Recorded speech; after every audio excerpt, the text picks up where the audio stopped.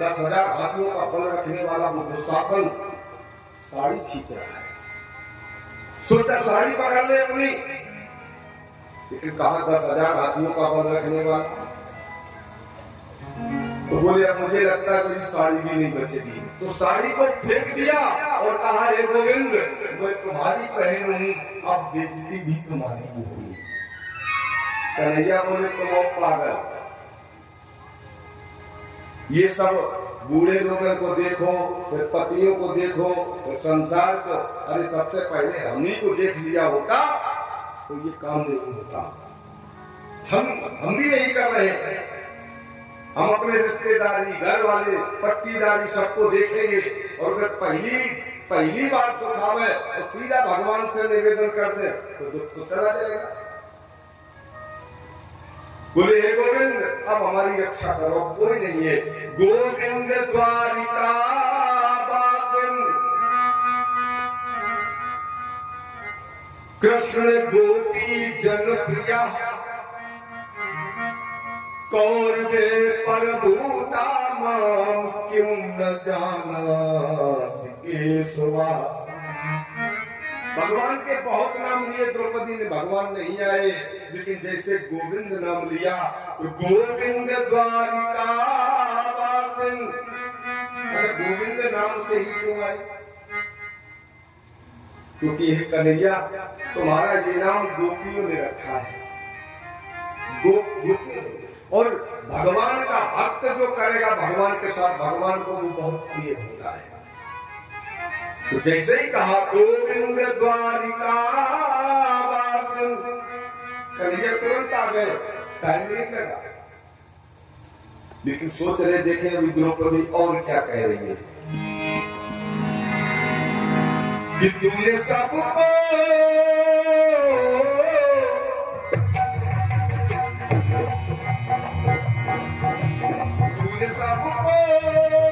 सहारा दिया ऐ चक्रधर, अब एक तेरे सिवा कुछ न आए नजर, एक तेरे सिवा कुछ न आए नजर।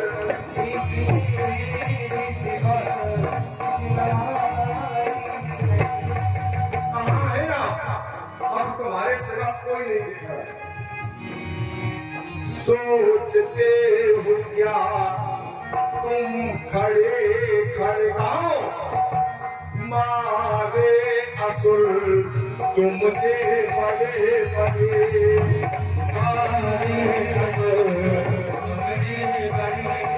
मेरी राखी की लाज बचा लो, मेरी राखी की लाज बचा लो, आगे मेरा चीर बढ़ा दो, आगे मेरा चीर बढ़ा दो, हमें दर्शन कराओ ऐ मुरलीधर।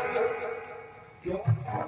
एक तेरे सिवा कुछ न आए नजर, एक तेरे सिवा कुछ न आए नजर, एक तेरे सिवा कुछ न आए नजर। इतनी कहने की देर थी कि भगवान वस्त्रावतार में प्रकट होते हैं। बोलो वस्त्रावतार भगवान की। कौन फैक्ट्री से साड़ियां आई थी बताइयो? कौन फैक्ट्री थी वो? राजरतन की थी, रामसंस की थी। और कैसी साड़ियां कहां से परमात्मा बना के लाया? बहन को दिए, उन्हीं 4 धागों का भाव देखा था उसने। बढ़ने लगे, 10,000 हाथियों का बल रखने वाला मूर्छित हो गए पड़ा। एक जगह पढ़ने को मिला कि 999 साड़ियां भगवान ने दी उस भरी सभा में, भर गई सभा। तो चीन नहीं घटा, चीन नहीं घटा।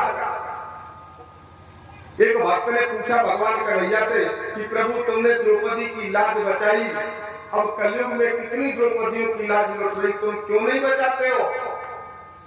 बड़ा सुंदर जवाब दिया भगवान ने कि हे भक्तराज, उस समय की द्रौपदी साड़ी पहनती थी तो मैंने साड़ी बढ़ाई, लाज बचाई। लेकिन आजकल की द्रौपदी साड़ी नहीं पैंट पहनती है, और पैंट अपन बनाते ही नहीं है। और कन्हैया लाल की जी। तो ये तो सब चलेगा ही, इसको कौन रोकेगा? इशारा तो कर ही सकते हैं हम। समझो नहीं समझो तुम्हारा काम, जाने तुम जानो। भगवान कन्हैया ने लाज बचाई। उसी समय गांधारी आ जाती है। माता द्रौपदी शाप देने को उद्यत है, कौरव समाज का मैं विनाश कर दूंगी, शाप दे दूंगी। उसी समय गांधारी ने रोका, बेटी को। दुशासन, दुर्योधन और शकुनी, हे दुर्योधन, तू अपने भाई दुशासन को आदेश दे, जैसे द्रौपदी की साड़ी तूने खींची, ऐसे ही अपनी माता गांधारी की भी साड़ी खींच। हे भाई शकुनी, तू मेरा भाई है, अब मुझे दांव पे लगा के हार। अरे लज्जा कर, ये वो देवी है जो अग्नि की पुत्री है। अगर इसने श्राप दे दिया तो वंश में दीपक जलाने वाला नहीं मिलेगा। क्षमा किया। गांधारी ने हाथ जोड़े, कहा बेटी हमें क्षमा कर दो, ये दुष्ट है, ये अपने कर्मों का दंड पाएंगे। चील कौवे मरवाने लगे हस्तिनापुर में। भीमसेन ने पूरा जितना भी था सब वापस कर दिया, हरा हुआ। और तब भीमसेन ने खड़े होकर प्रतिज्ञा की कि मैं पांडुपुत्र भीम प्रतिज्ञा करता हूं, देवताओं और पितरों को साक्षी मानकर, मैंने इस दुशासन की भुजाएं न उखाड़ी, इसकी छाती का लहू न पिया तो मुझे क्षत्रिय की गति न मिले।